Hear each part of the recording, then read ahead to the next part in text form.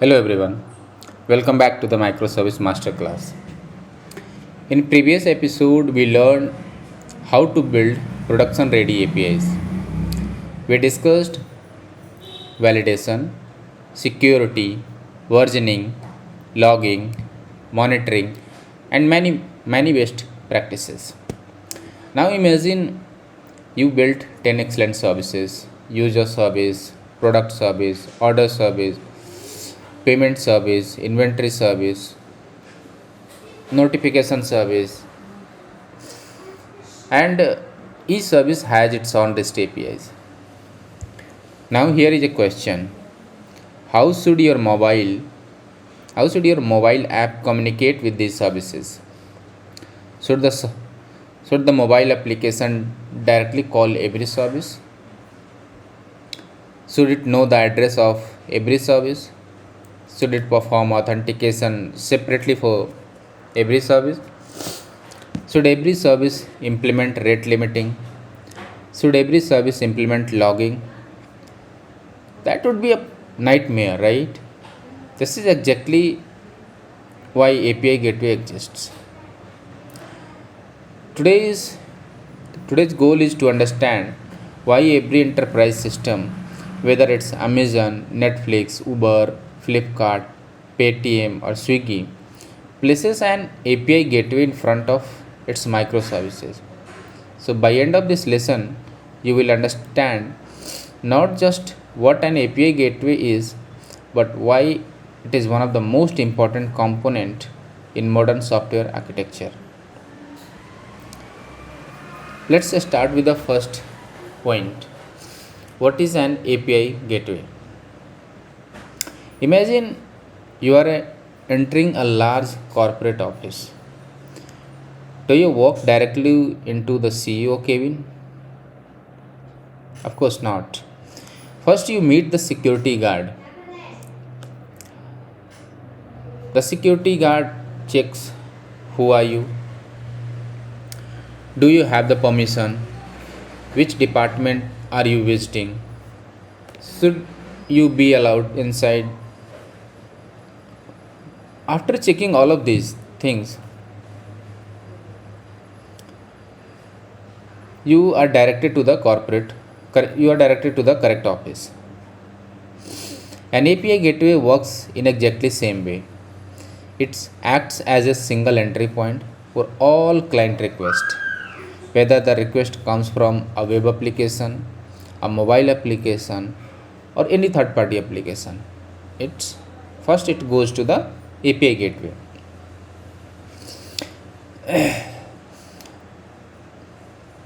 Let's look at the first point. Single entry point for all client requests. Instead of exposing 10 different services to the outside world, we expose only one endpoint. For example, instead of this, like doing a user.company.com, order.company.com, payment.company.com, inventory.company.com, shipping.company.com, client simply calls api.company.com. This makes the architecture cleaner and easier to manage. The second point, routes request routes request to the routes requests to the appropriate microservice. Suppose the client request get users 101. The gateway forward it to the user service. If the request is post orders, the it forwards it to the order service. If the request is payments, it routes to the payment service. Notice something important.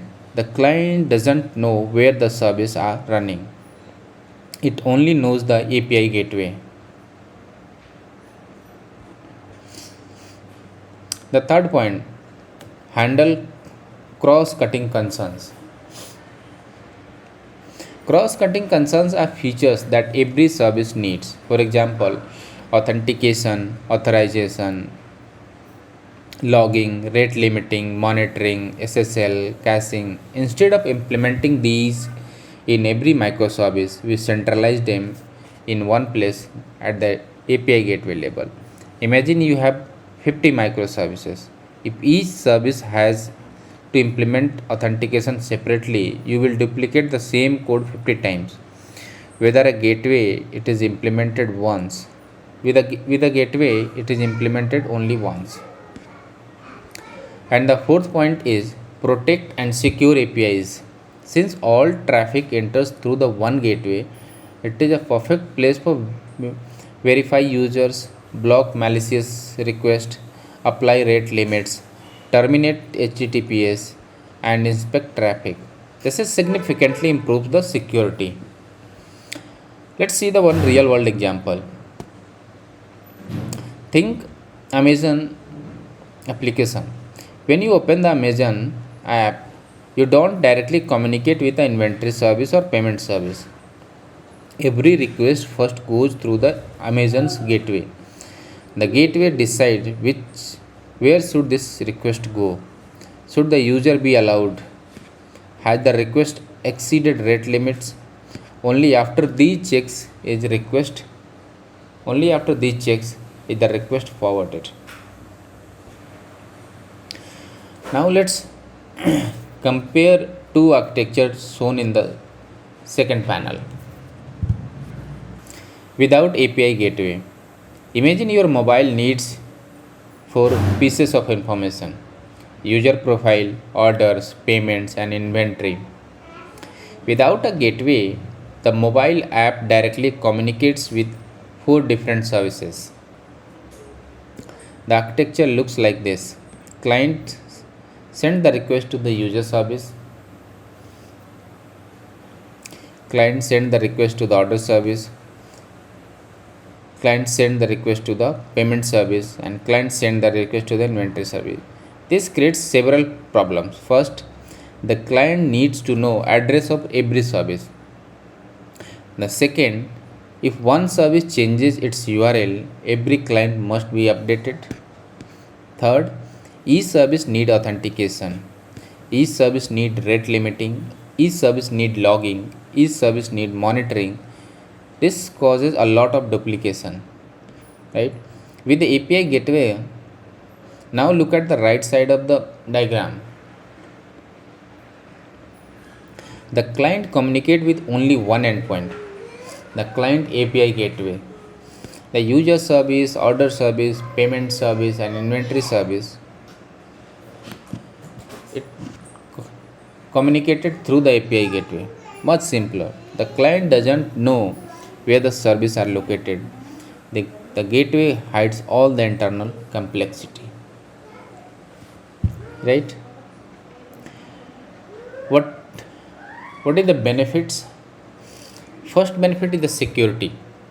Authentication happens once. Every request is verified before reaching to any service. Right? Second one is the performance.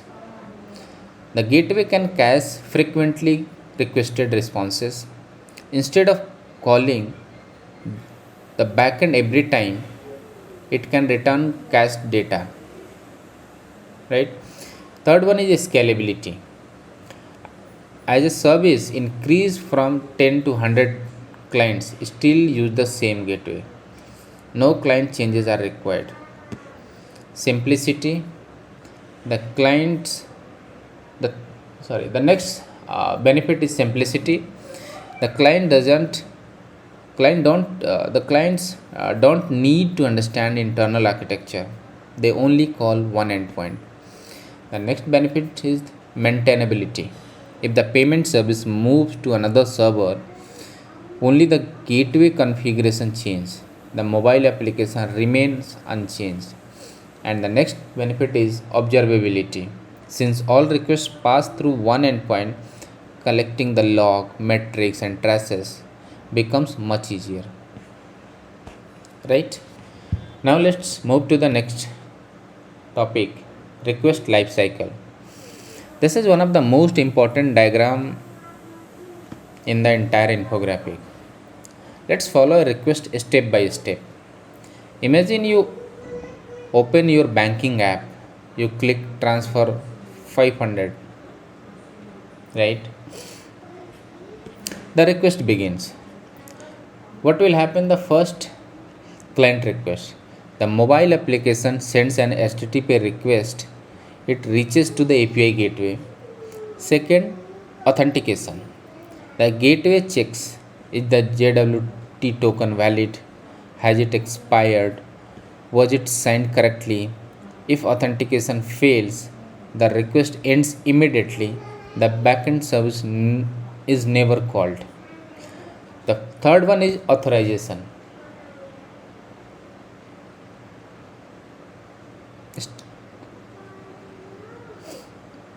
Authorization. Now the gateway checks permissions. Can this user actually transfer money?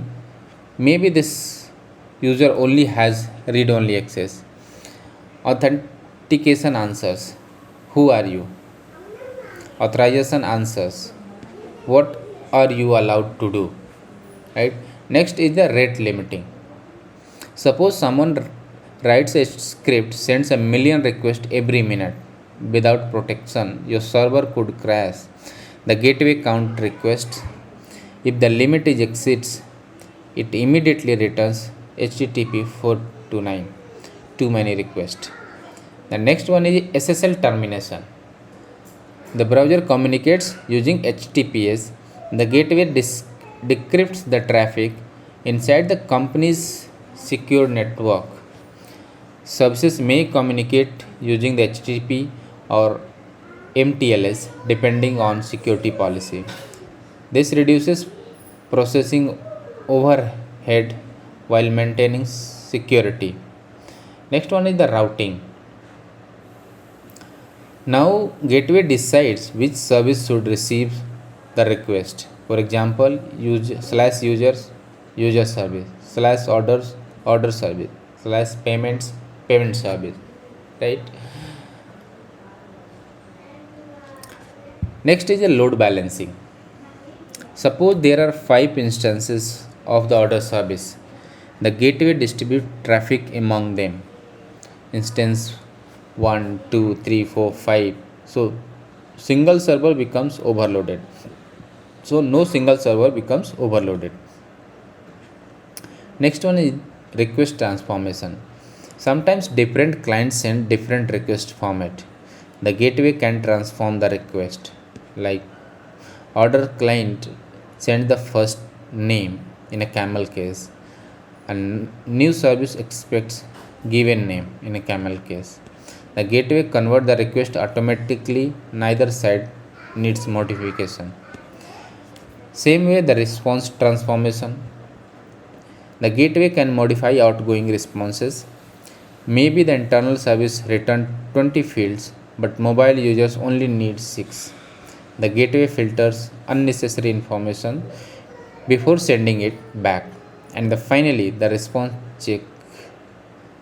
reaches the client. The client never know how many services participated. It only receives one clean response. Now the next point is core responsibility. Let's explore each responsibility.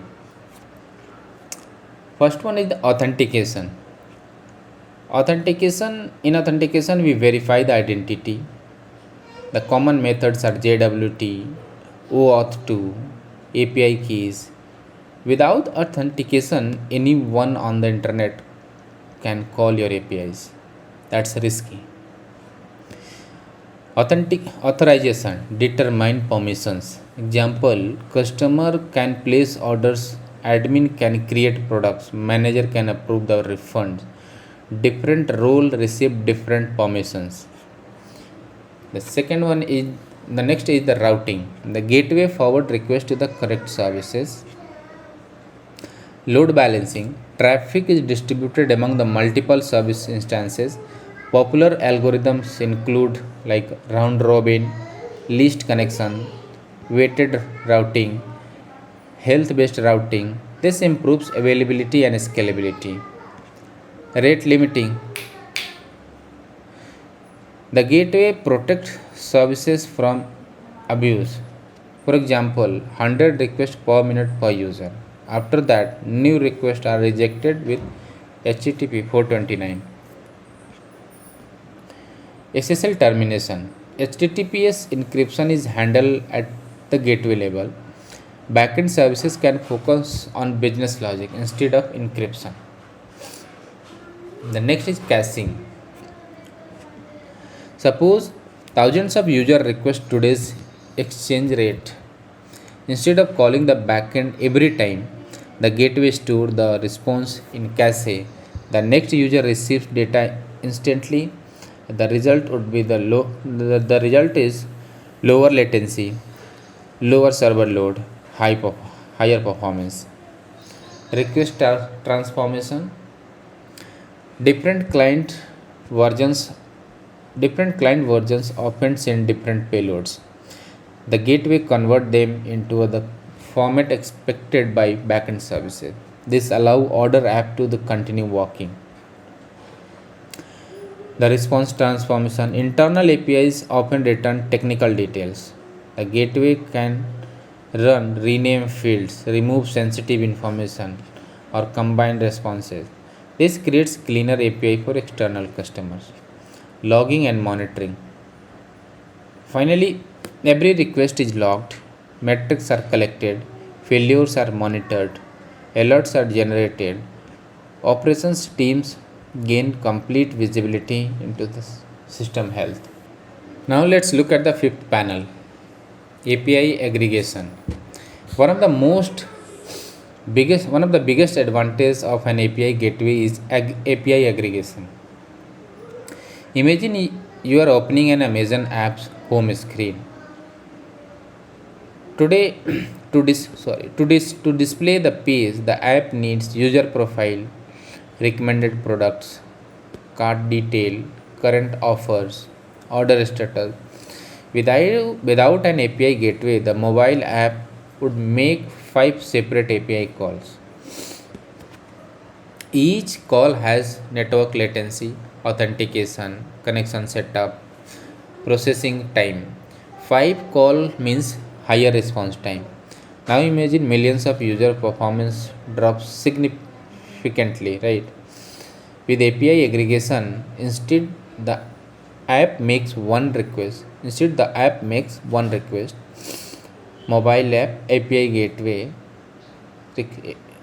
It calls the user product and cart, offer and orders. The gateway call all the required services in parallel. After collecting the responses, it combines them into the one JSON response and send it back. The client doesn't know multiple services were involved. The benefits: fewer network calls, faster response time, reduced battery usage for mobile apps, simpler front end code, better user experience. Netflix, Amazon, and Swiggy all use these techniques extensively.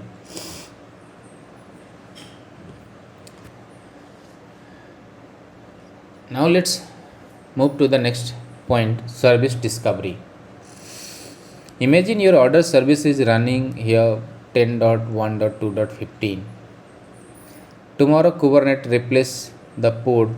Now it's became 10.1.3.42. If the gateway had hard-coded IP addresses, every deployment would break. This is why we need service discovery. Instead of remembering IP addresses, services register themselves. The gateway asks, where is order service running? The service registry replies, order service running is on 10.1.3.42. The gateway routes the request there. Static routing. Older system used fixed route, like order service always go to the one IP address. Simple but inflexible. Dynamic routing.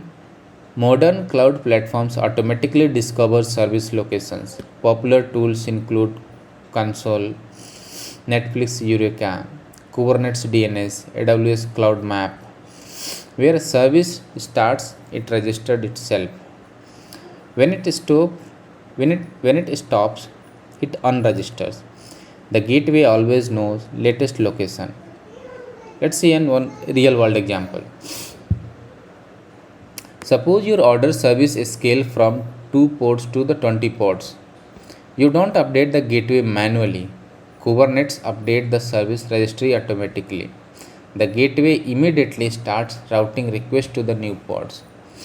This is why cloud native application can scale automatically.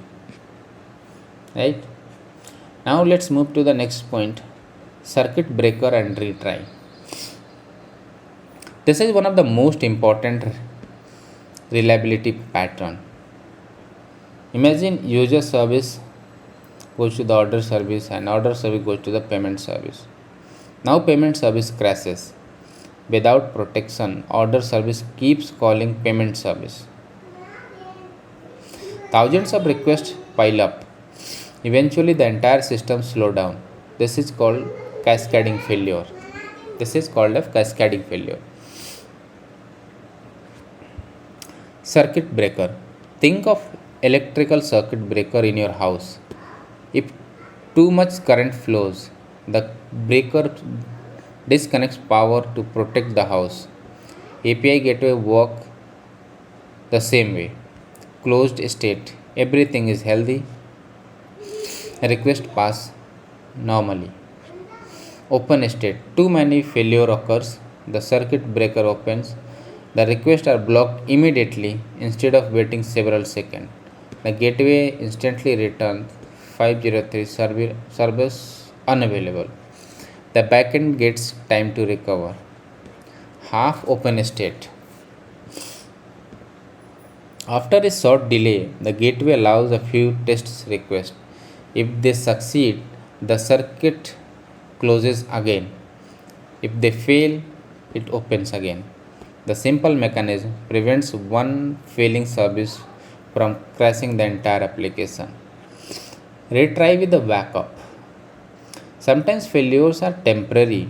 Suppose a database takes 2 extra seconds to respond instead of failing immediately. The gateway retries. Bad approach. Retry instantly. The gateway retries. What is the bad approach? Retry instantly. Request, retry, right? This creates even more load. What would be the better approach? Exponential backoff. Retry 1 in a 1 second. Retry 2 in a 2 second. Retry 3 in a 4 second. Retry 4 in a 16 seconds and so on. Each retry waits longer. This gives the backend enough time to recover. Fallback response. If retry still fail, the gateway return the fallback response. For example, recommended products are temporarily unavailable. Instead of crashing the entire website, this improves the user experience dramatically. Netflix popularized this pattern through the Hastrix library. Now let's move to the next point, API management. Many developers think API gateway and API management are same. They are related but not identical. API gateway handles runtime traffic and API management manages the entire API lifecycle. Let's look at the each feature. Suppose you are building an API for external developer. They need documentation, examples, SDKs, API keys. Instead of emailing PDF, you provide a developer portal. For example, Stripe, Twilio, Google Map API, AWS, developers can register, generate API key and start building. Right? API analytics. Questions businesses ask every day. How many APIs request today? Which endpoint is most popular? Which customer generate the highest traffic? Average response time, failure percentage, API analytics, answer all these questions, right? Subscription plan. Suppose you are offering API commercially, you might create plan free 1000 requests per day. Pro is of like 1 lakh requests per day. Enterprise unlimited. The gateway enforce these limits automatically. The API API key management. Every application receives a unique API key. The gateway identifies who made the request, which subscription plan do they have, should the request be allowed. User reports.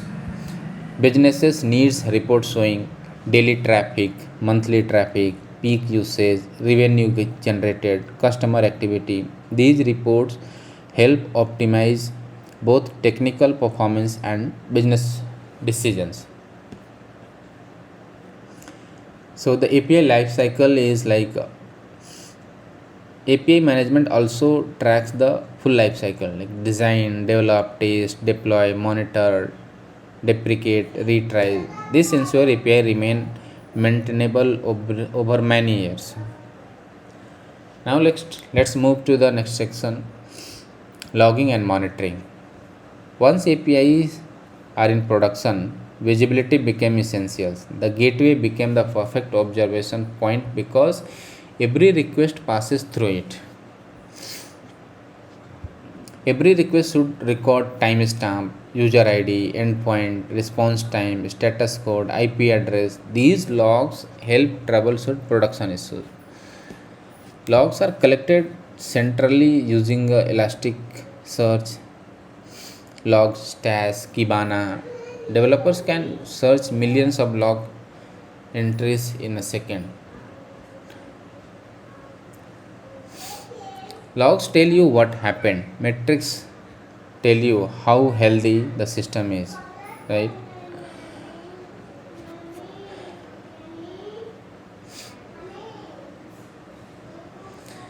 Grafana dashboard.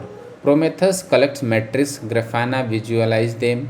Operation team can instantly see API latency, traffic spikes, failed requests, service availability. Instead of reading raw numbers, they see intuitive graphs and dashboards. Correlation ID and trace ID. Imagine a single user request travels through the API gateway, user service, order service, payment service, notification service. Each service writes its own log. How do you connect them? By attaching the same correlation ID or trace ID every request. Now you can search one ID and reconstruct the entire request journey across all services. This is the foundation of distributed tracing. Now let's discuss one of the most important responsibility of API gateway, security. Imagine you Imagine you expose your API directly to the internet. Anyone can attack them. That's dangerous. Gateway acts as a security guard. Web application firewall WAF. A WAF filter malicious request. Suppose someone tries SQL injections. Instead of forwarding the request, gateway blocks it. The backend never even see the attacks. DDoS protection. Imagine 10 million fake requests arrive within 1 minute. Gateway detects abnormal traffic. It blocks suspicious IPs. This protects your services. Cloud providers like AWS Shield provide this capability. IP whitelisting. Some APIs should only be accessible from the company office. Gateway checks is the IP allowed, if not, request rejected. Bot protection. Not every visitor is a human. Some are automated bots. Gateway identifies suspicious bots and block them. Threat protection. Modern gateway Modern gateways continuously inspect traffic. They detect unusual request pattern, brute force attack, stuffing, and suspicious behavior. MTLS. Earlier we learned HTTPS secures communication between client and gateway, but what about communications between microservices? That's where mutual TLS comes in.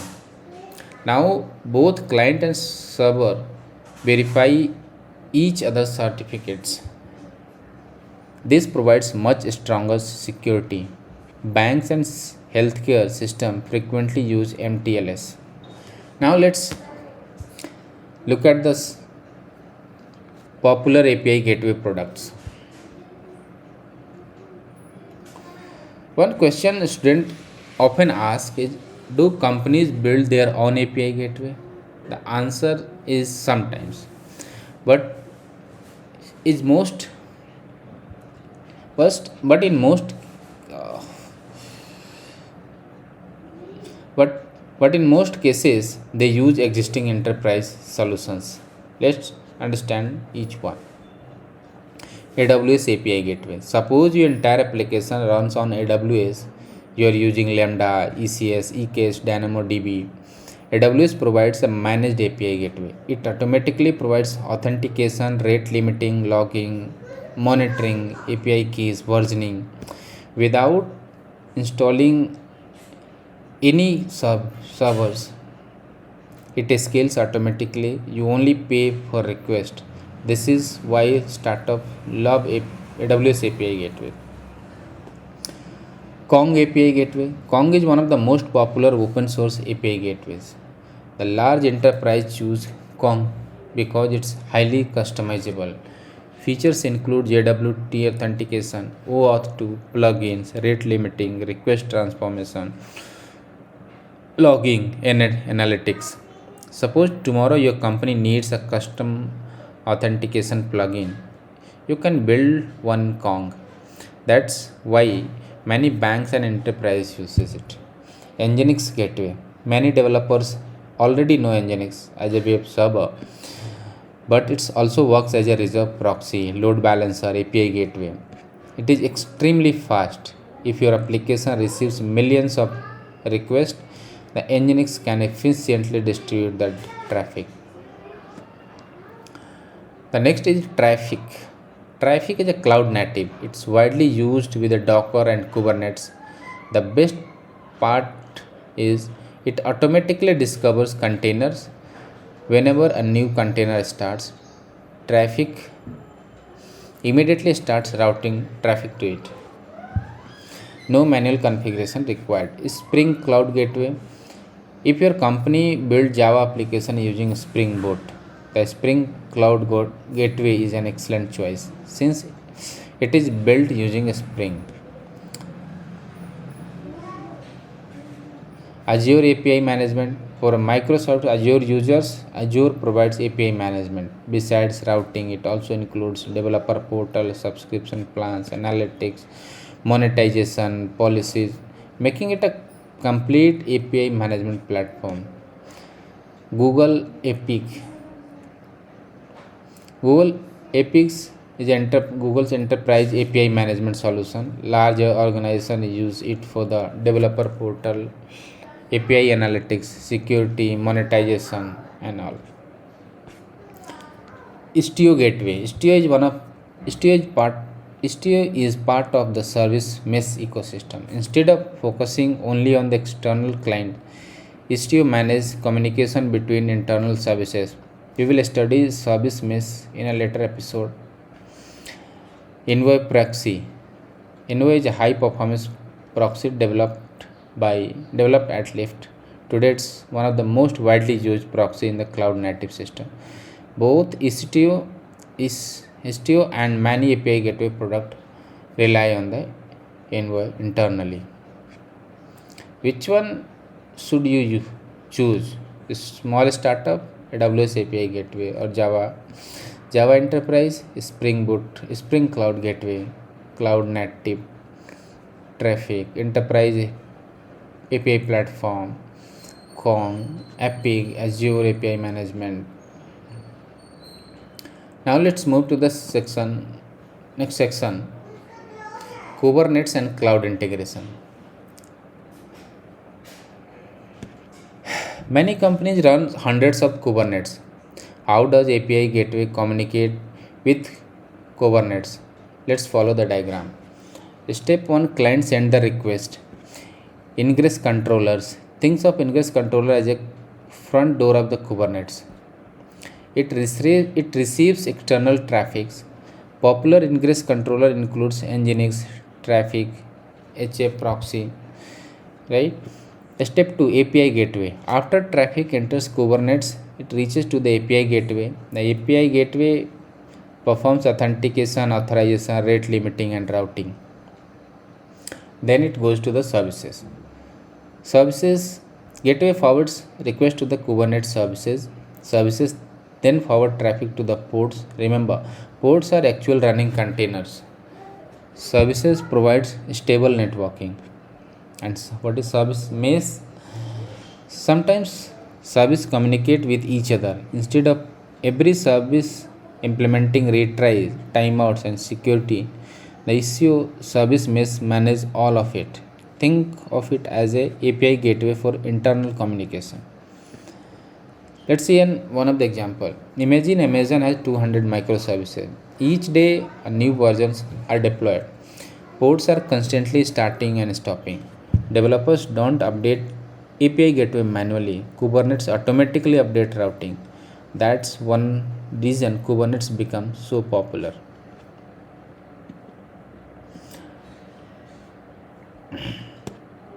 Now next section is real world request journey. Let's understand how an actual request travels through an enterprise application. Imagine Imagine you order food from Swiggy. You press place order. Here is the what happens. You are on a mobile app. Send the request to the API gateway. Gateway validates your JWT tokens. Authentication successful. Rate limiting checks. Routing. Load balancer. Order service stores the order. Inventory service checks food availability. Payment service process the payment. Notification service send confirmation SMS. Database updated. Gateway collects responses. Single response returned to the mobile app. Notice something. The mobile app never directly communicate with any service. Everything passes through the gateway. This is exactly how large enterprise system operate.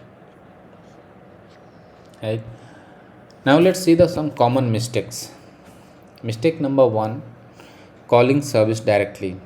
Always use API gateway. Mistake number 2, putting business logic inside the gateway.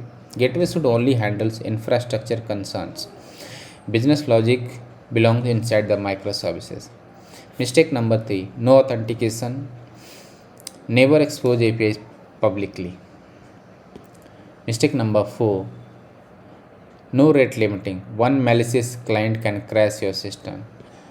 Mistake number 5, no caching. Every request unnecessarily hits backend services. Mistake number 6, ignoring monitoring. If production fails, you will have no idea why. And mistake number 7, single point of failure. If gateway crashes, everything stops. Always deploy multiple gateway instances behind a load balancer. Okay. Now let's see the next section, best practices. Professional engineers follow these rules. Keep gateway thin.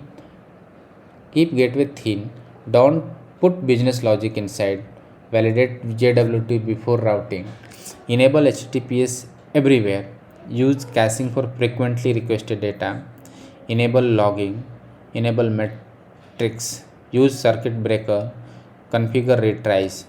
Deploy multiple gateway instances. Version your APIs. Monitor constantly. Remember, gateway should Simplify your architecture, not complicate it. Let's summarize today's lesson. An API gateway is much more than a router. It routes, it provides security, authentication, authorization, routing, load balancing, caching, transformation, aggregation, rate limiting, logging, monitoring, analytics, observability. Without API gateway, microservice communication becomes difficult to manage. With gateway, clients communicate through a single secure endpoint. That's why companies like Amazon, Netflix all rely on API gateways. Remember this sentence. An API gateway is the traffic controller of microservice ecosystem. It secures, routes, monitors, and optimizes every request before it reaches your service.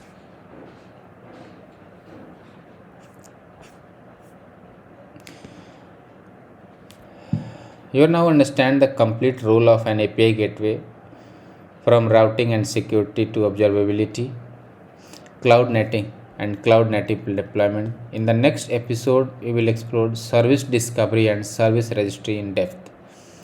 We will learn how microservices find each service dynamically using tools like Eureka, Console, Kubernetes DNS, and AWS Cloud Map, and why service discovery is essential for scalable, resilient distributed system. If you found this lesson helpful, don't forget to like, subscribe, and continue your journey through the Microservice Masterclass. Happy journey.